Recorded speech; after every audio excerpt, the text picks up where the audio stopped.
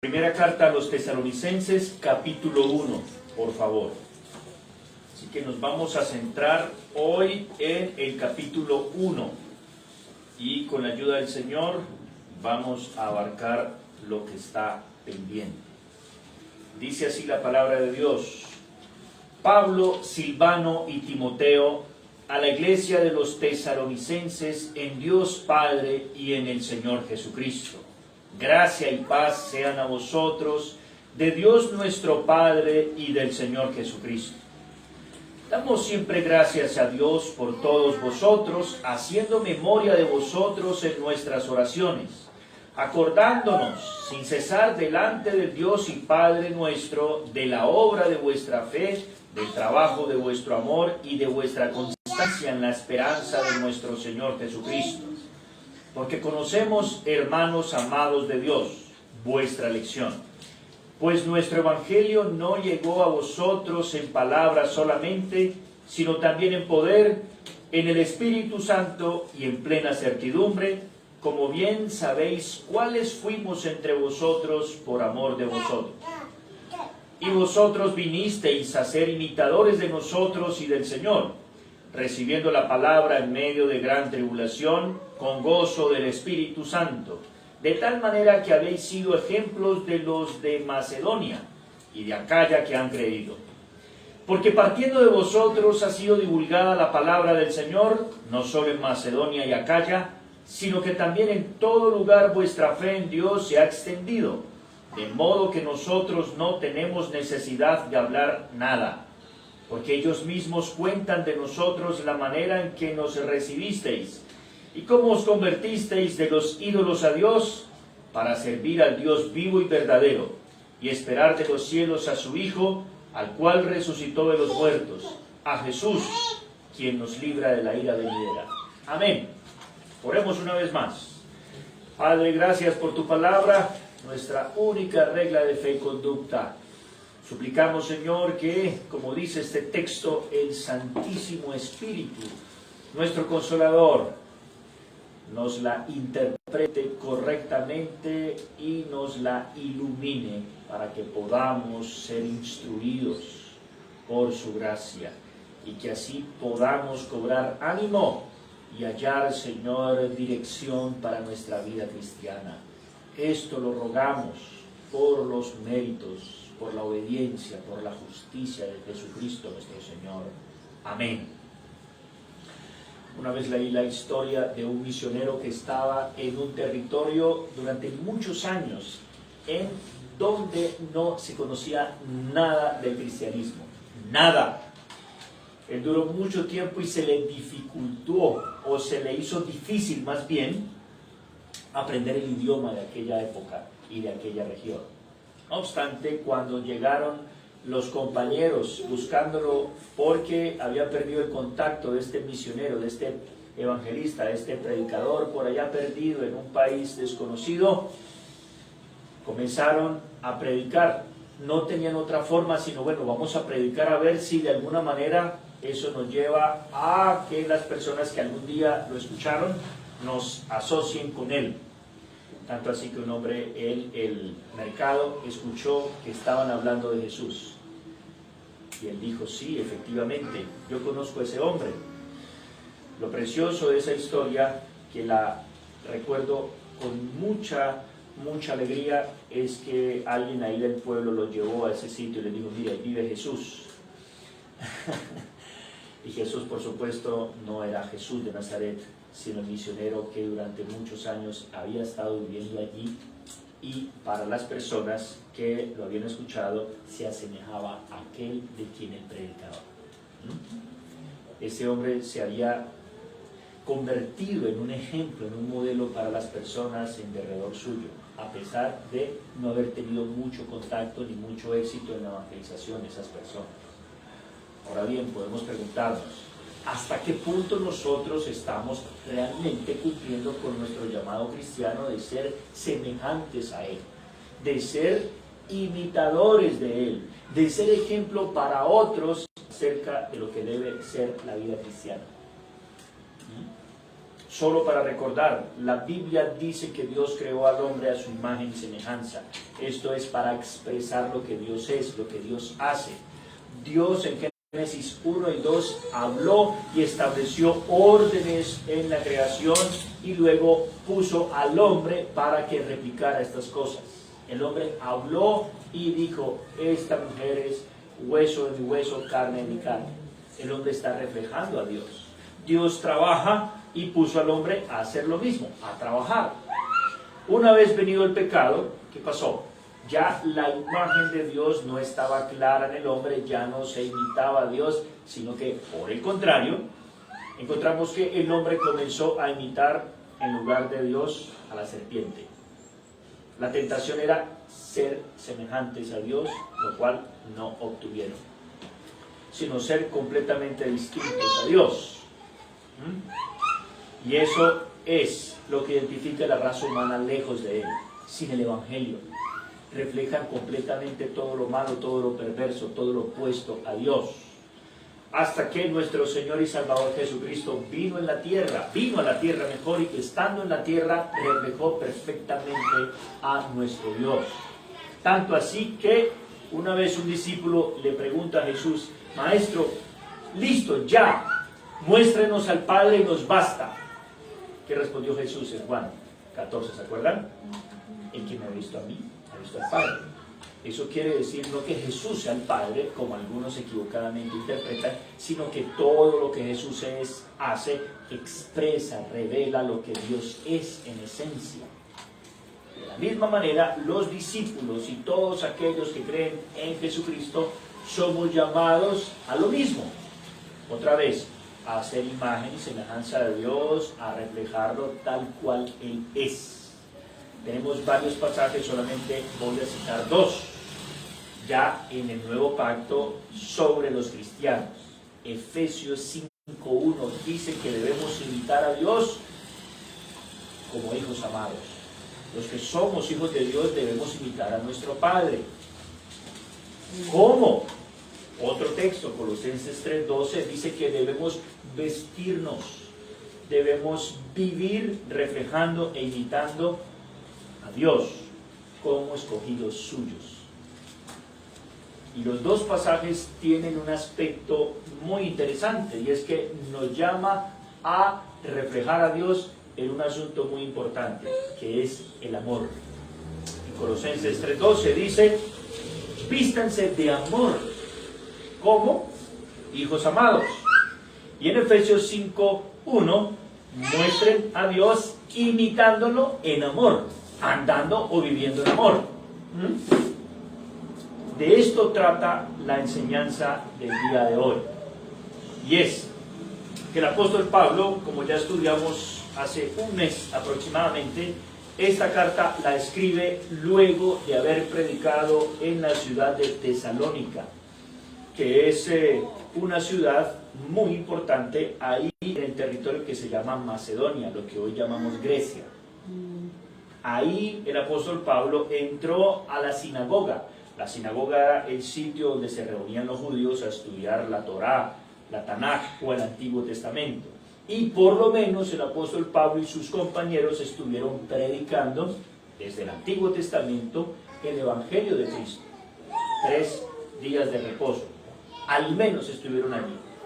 Y cuando mostraron que era necesario que Jesucristo muriera conforme a las Escrituras, como aquel que imitó a Dios, como aquel que reflejó perfectamente a Dios, en consecuencia se dividió el grupo. Unos creyeron el Evangelio, creyeron la buena noticia y quedaron sorprendidos por el amor de Dios en la persona y obra de Jesucristo. Pero lamentablemente otro segmento de la población, que era judía y que no creyó el Evangelio, se llenó de celos, de envidia, de enojo. ¿Y qué hicieron? Se opusieron a los apóstoles y comenzaron a perseguir a los que habían creído el Evangelio. Se formó un alboroto en la ciudad, tanto que llegaron las autoridades. Y las autoridades escucharon una acusación de parte de estos judíos incrédulos, y era que estos hombres estaban enseñando a servir a otro amo, a otro rey, y a cambiar las costumbres de ellos y a alborotar el mundo entero. Así llamaban a los pastores, a los predicadores del Evangelio. ¿Qué tal? Claro, porque no era semejante a la cultura del momento. Y ellos tienen que escapar rápidamente porque los van a matar. Así que usted empieza predicando el Evangelio a una persona que tal vez se encontró desde hace años, no sé, o en un curso corto de la universidad, del colegio, o en el trabajo, y luego lo trasladan. No tuvo mucho tiempo para afirmarlo, ¿cierto?, en el Evangelio. Pero aún así la palabra quedó sembrada y usted cree que esa persona creyó. Bueno, queda la incertidumbre, ¿no? ¿Será que esa persona sabrá identificar una iglesia bíblica? ¿Será que esa persona aprenderá a orar? ¿Será que esa persona cómo va a organizar su vida, su familia y todos los demás problemas que me comentó, que yo utilicé para hablarle del Evangelio? Eso fue lo que le pasó a Pablo. Pablo y sus compañeros salen y no tienen mucho tiempo para afirmar la iglesia. Y luego nos dice el capítulo 3 que él envió a Timoteo para informar acerca de cómo estaba esa recién nacida iglesia. Y aquí el pastor de la iglesia está ausente y él está preocupado, está ansioso, como seguramente puede estar el pastor de esta iglesia, no estar físicamente aquí. ¿Cómo estarán los hermanos? ¿Será que sí están orando? ¿Será que sí se están congregando? ¿Serán fieles o no? Y Pablo escribe esta carta para edificarlos y para confirmarlos en la fe. Recuerden que para la época no habían celulares, no había internet, no había teléfono, etcétera, etcétera. Era realmente un desafío tener contacto con las personas en la distancia, ¿cierto?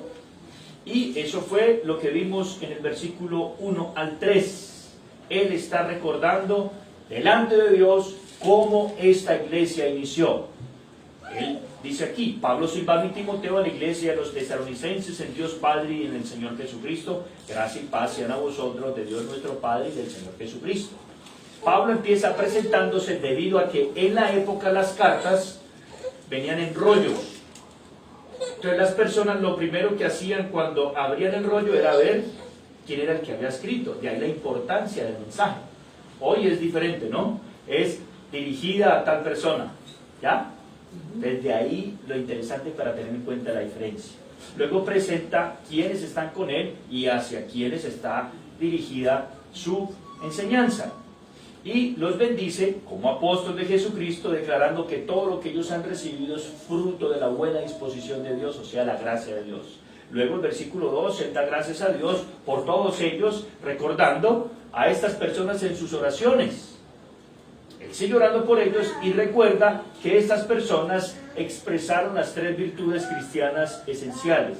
¿Cuáles son? Fíjense: el trabajo de vuestra fe, o la obra de vuestra fe. La fe, creer el Evangelio de Cristo. El trabajo de vuestro amor, fe, amor y, luego dice, la constancia en la esperanza en nuestro Señor Jesucristo.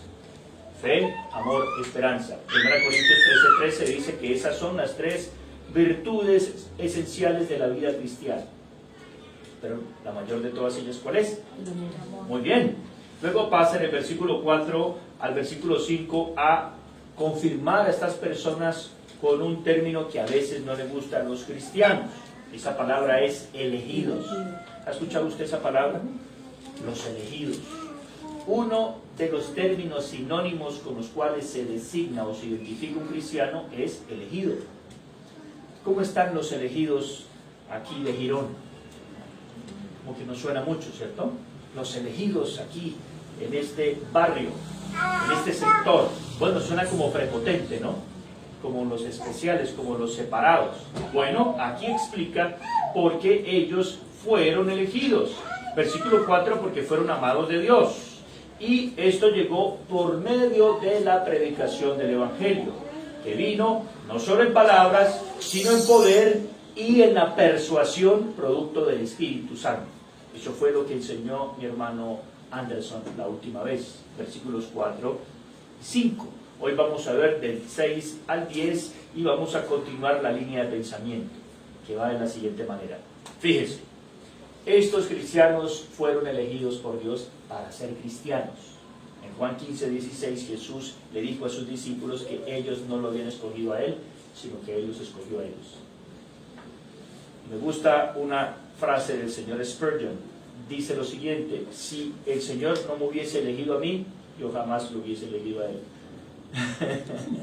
Él es consciente de eso, ¿no? Nada más piense en la sociedad, en la juventud. Vamos a un estudio de la Biblia. Un sábado en la tarde lloviendo tan torrencialmente, por favor, es tiempo para hacer cualquier otra cosa. Dormir o quién sabe qué. O ver fútbol o cualquier otra cosa. Pues bien, esto es algo que indica que nosotros fuimos atraídos por el Señor. Y aquí lo va a decir de tres maneras. ¿Cómo sabemos que ellos fueron elegidos? ¿Elegidos acaso porque soy elegido?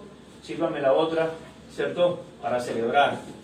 Yo una vez tuve un supuesto discípulo al que le estaba enseñando la palabra de Dios y aparentemente el tipo creyó. Y lloraba. ¡Qué bendición esa enseñanza!, me decía. Y el tipo llegó y se bautizó. Fue bautizado y todo, y luego se fue a celebrar el bautismo. Nunca más lo volvimos a ver. ¿Sí? Pero eso sí, él es elegido y él ya fue salvo en sus pensamientos. Así que el hombre es sincero, claro, pero sinceramente engañado. Vamos a evaluar qué fue lo que identificó que estas personas fueran realmente escogidas por Dios o amadas por Dios. Hay tres cosas que pasan aquí, desde el versículo 4 al 10, pero nos vamos a centrar del 6 al 10 especialmente. Lo primero es, ellos recibieron los mensajeros. Ellos recibieron los mensajeros.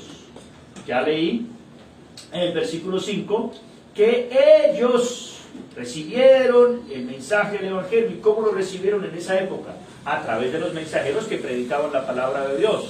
La Biblia en ese momento no estaba escrita. Primero fue verbalizada y luego fue escriturada. Así el Señor los envió a ellos a predicar. Recibieron la palabra de Dios por medio de los hombres autorizados por Dios.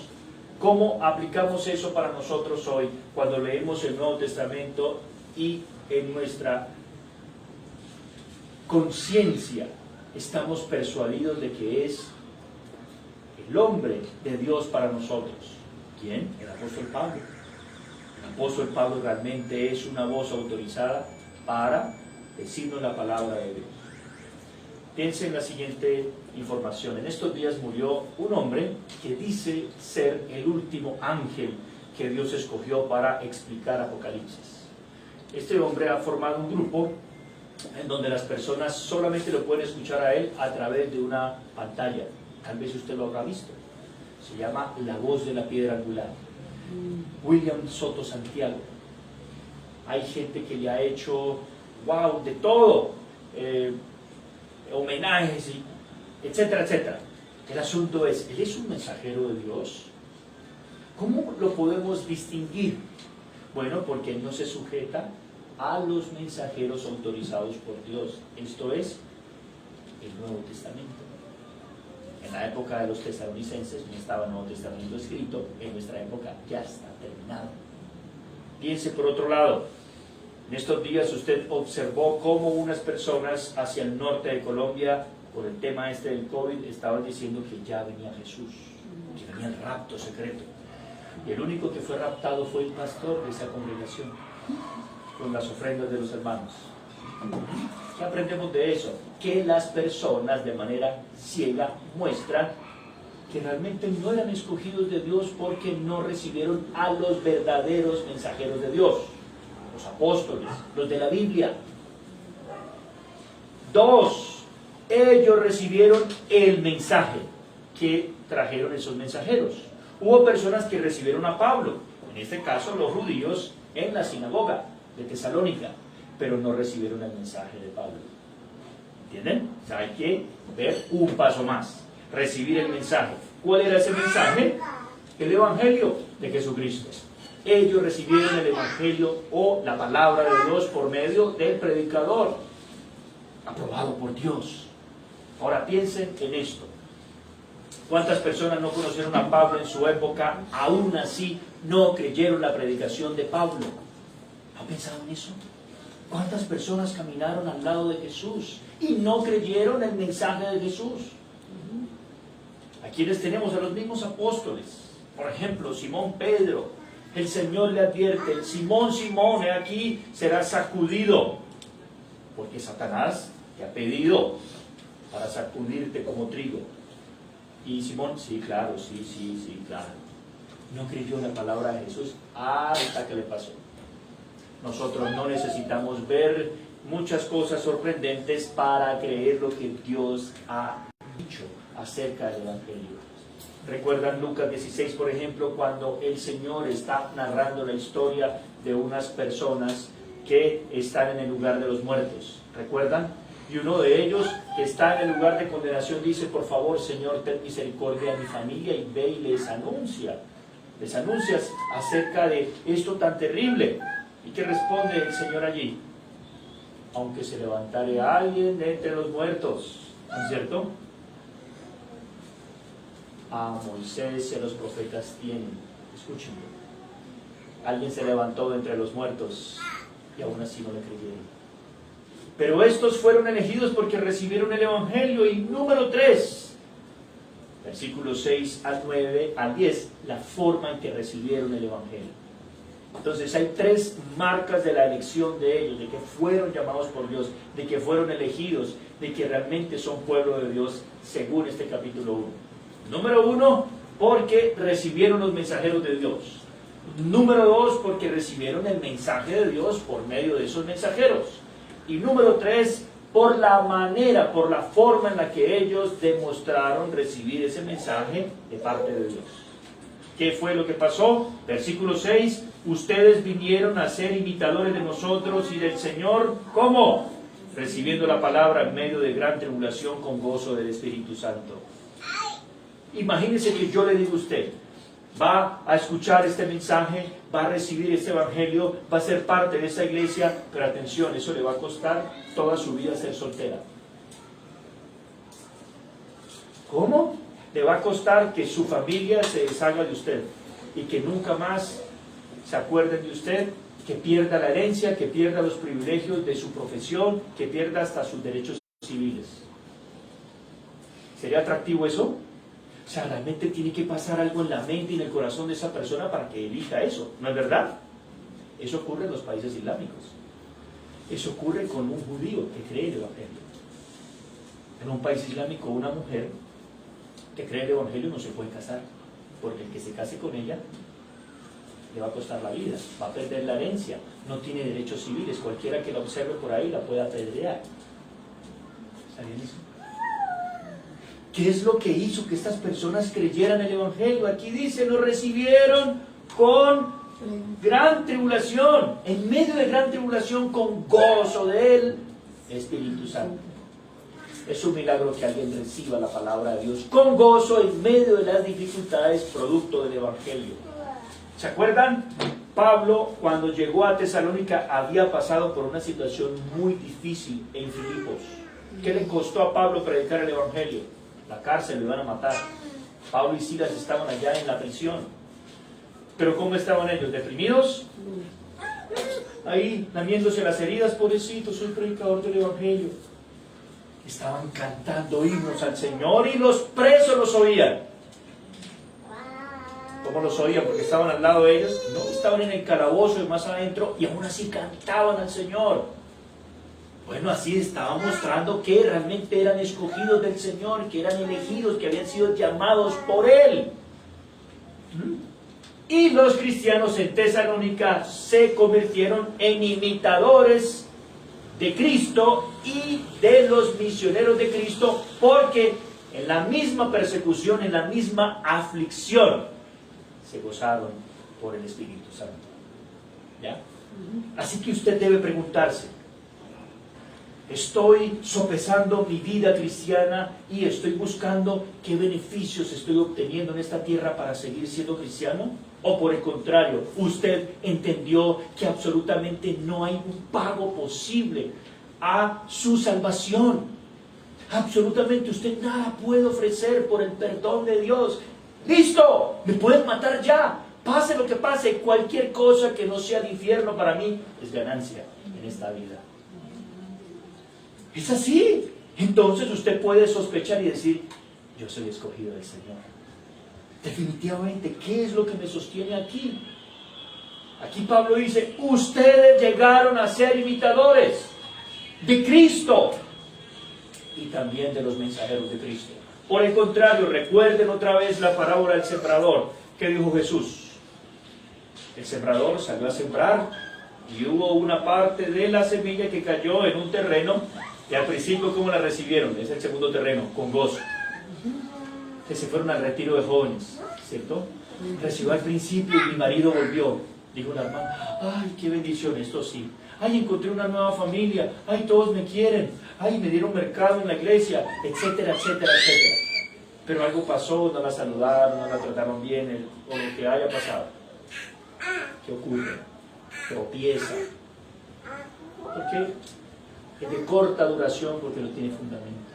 Su fundamento no estaba en el mensaje de Cristo. No fue un imitador de Cristo ni de los apóstoles.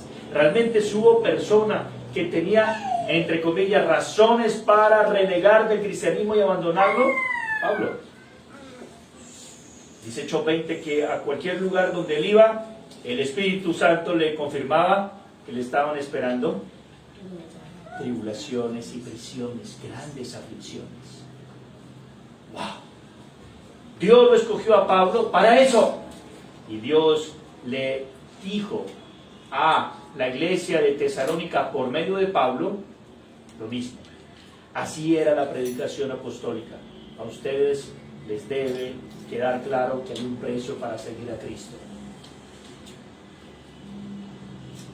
Eso fue lo primero que pasó, que confirmó la forma en la que ellos recibieron el mensaje. Lo segundo, y aquí es donde se extiende el versículo 7 al 10, es que al imitar a los apóstoles se convirtieron en ejemplo para los demás. Mire el círculo. Recibieron la palabra, fueron imitadores, seguidores de ellos y ahora eran el paradigma, el modelo a seguir para la región. Ahí dice Acaya y Macedonia, 2 departamentos o 2 estados, diríamos hoy, dentro de toda la región de Grecia.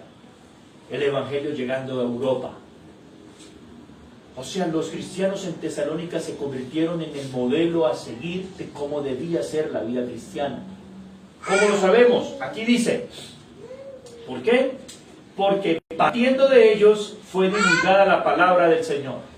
O sea, ellos no se quedaron solamente como personas que recibían y recibían y recibían, sino que ellos recibían y reproducían en otras personas. Jesús le dijo a sus discípulos, lo que ustedes recibieron de gracia, ¿qué deben hacer con eso? Dar de gracia. Pensemos, por ejemplo, en Marcos 5, hay 3 casos en donde nuestro Señor sana, ministra de gracia a 3 grupos de personas diferentes. El primer caso está el hombre gadareno que estaba endemoniado. Luego de ser liberado, el Señor le dice, ve y cuéntale a los tuyos cómo el Señor ha tenido misericordia de ti. Y él fue y solamente le habló a la familia, le habló a toda Decápolis, que son 10 ciudades. O sea, hizo más de lo que se le había pedido o de lo que se esperaba de él. Esto muestra que era un escogido. ¿Por qué? Se llegó a convertir en un ejemplo de cómo la misericordia de Dios lo había alcanzado y lo había transformado a él. Del mismo modo Dios podría hacerlo con otras personas. Pero luego aparece la mujer de flujo de sangre, ¿recuerdan? Toca los vestidos del Señor, es sanada. ¿Y qué hace el Señor? La pone como ejemplo. Miren la fe de esta mujer. Mientras los demás tocaban a Cristo, pero sin fe, sin expectativa de recibir algo. Mientras esta mujer, que era rechazada, las mujeres no eran enseñadas, instruidas, y en público nadie judío podía acercarse a ninguna mujer. ¿Qué tal? Los judíos oraban, gracias Señor, porque no soy pagano, no soy un niño y tampoco soy mujer. Un poquito diferente, ¿no? Bueno, esta mujer se convirtió en un ejemplo de la fe para los demás hombres incrédulos. Y 3 está la niña que fue levantada por el Señor, allá la hija de Jairo. La levantó, el Señor le dice, deben de comer a esta niña. Esta niña empezó y entró a la vida pública de Israel. De ahí en adelante, imagínense, resucitada por Jesucristo. Ahora, las niñas se reconocían como niñas ya a los 12 años. ¿Qué edad tienes? Bueno, ya casi. Hoy tiene 35 y tiene la vida vuelta todo al revés. Es que ella es una niña, ya no sabe tomar sus decisiones. No me diga.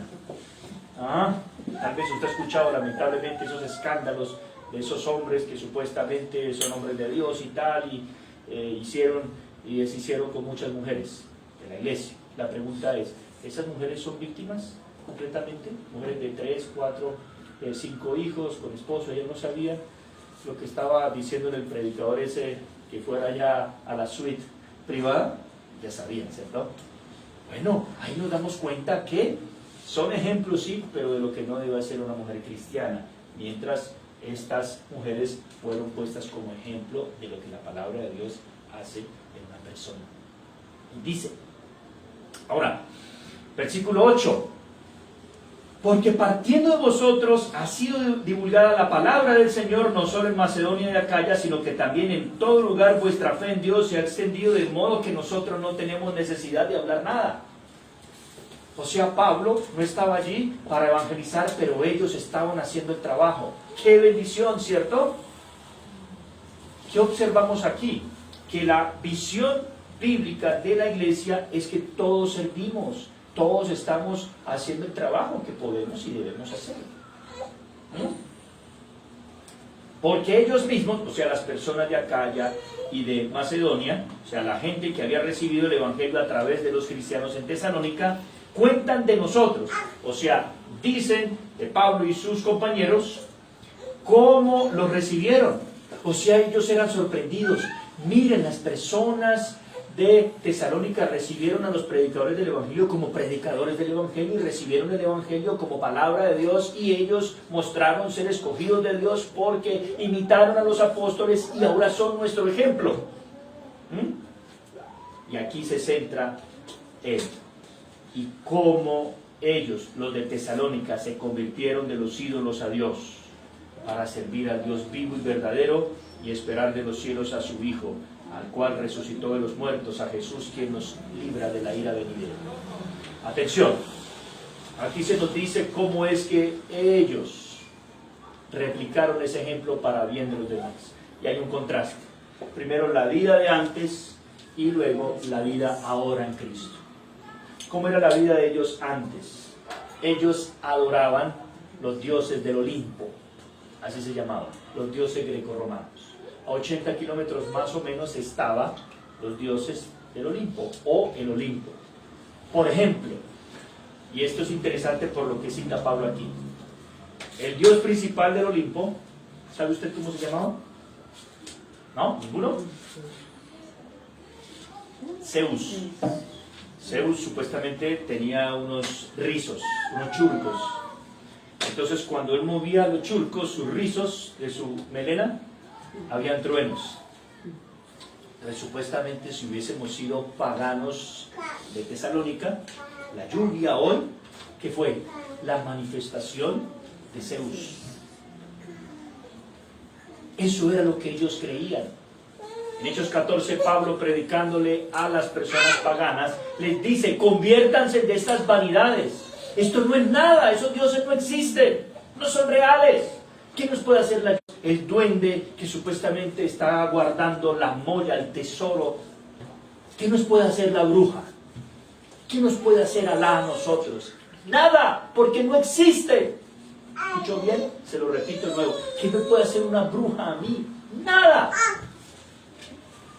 A menos que ella contrate a alguien para que me golpee, para que me robe, para que me apuñale, etcétera, etcétera. ¿Me estoy haciendo entender?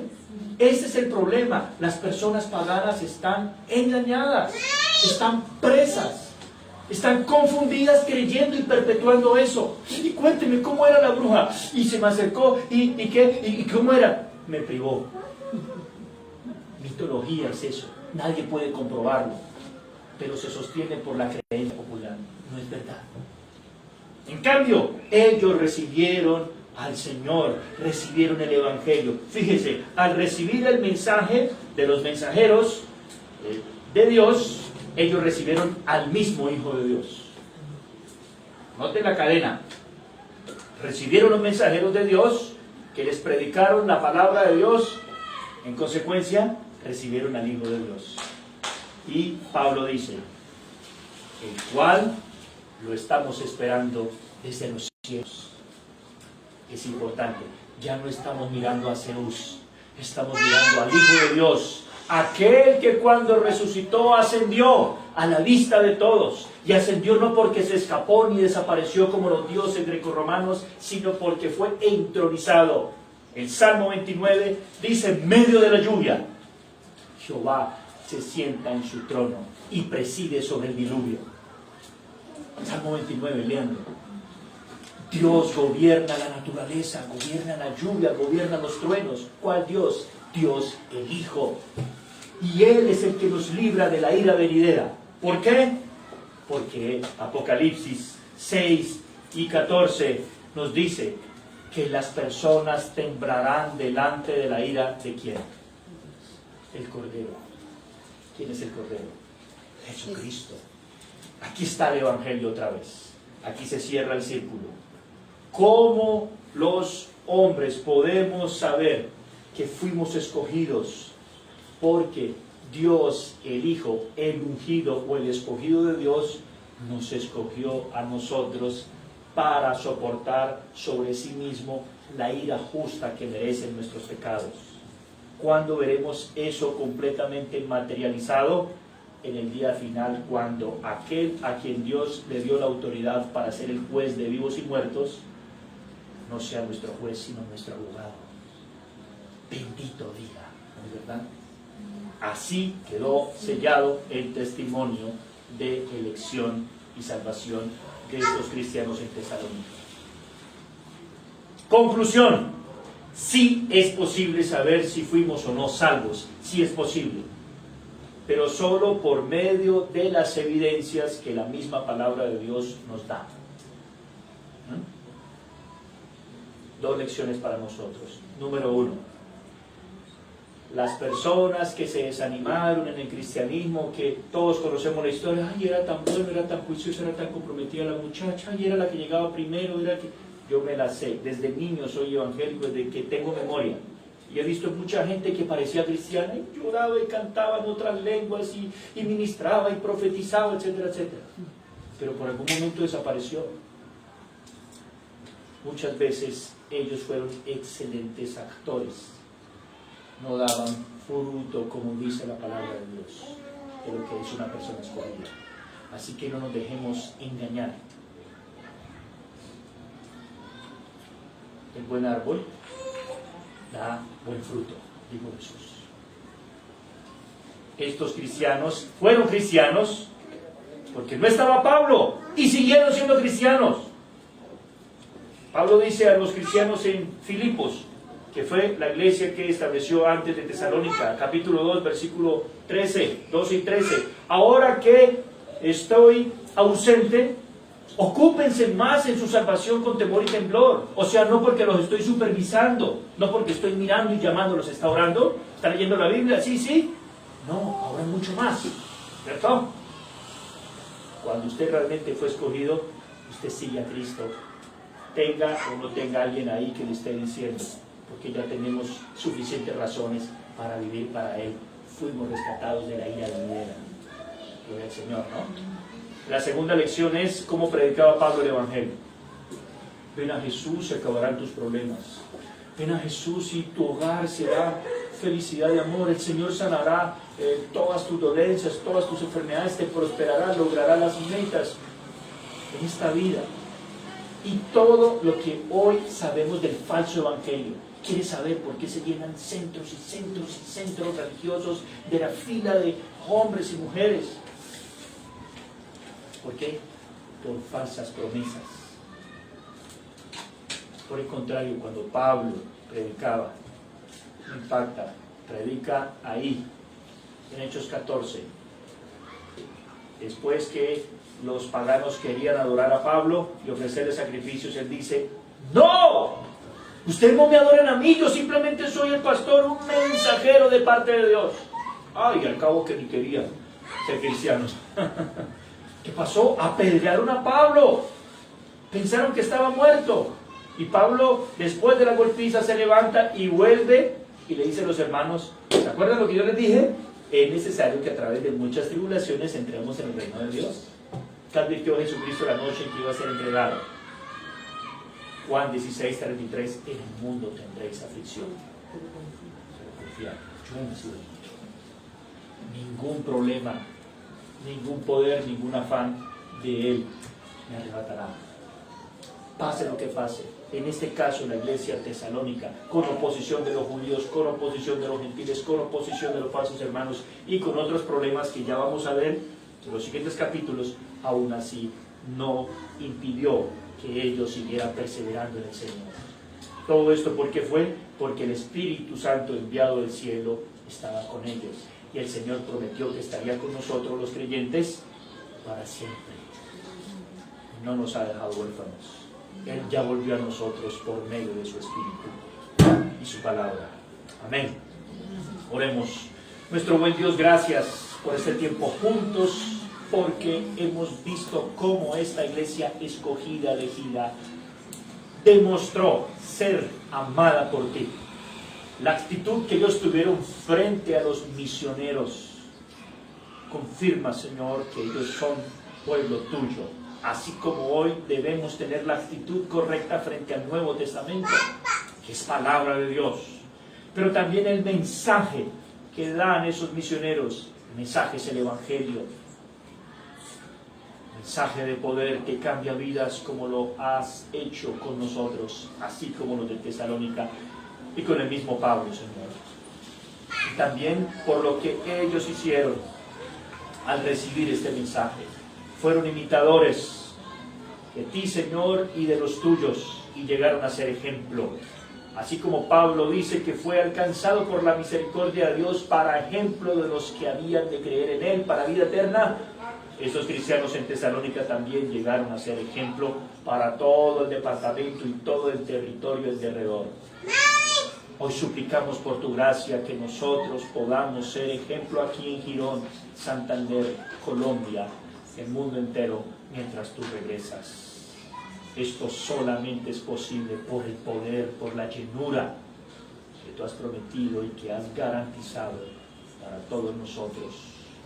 Así que, Señor, antes que cualquier otra cosa, queremos pedirte que nos llenes con tu Espíritu y tu palabra, Señor, pues ya has resuelto el peor de todos los problemas que teníamos, la ira de Dios. Ya la soportaste en nuestro lugar. Ayúdanos a esperarte, oh amante Salvador, y estar con expectativa hasta el día final. Es lo que te rogamos para tu santísima gloria. En tu santo nombre, Señor. Amén.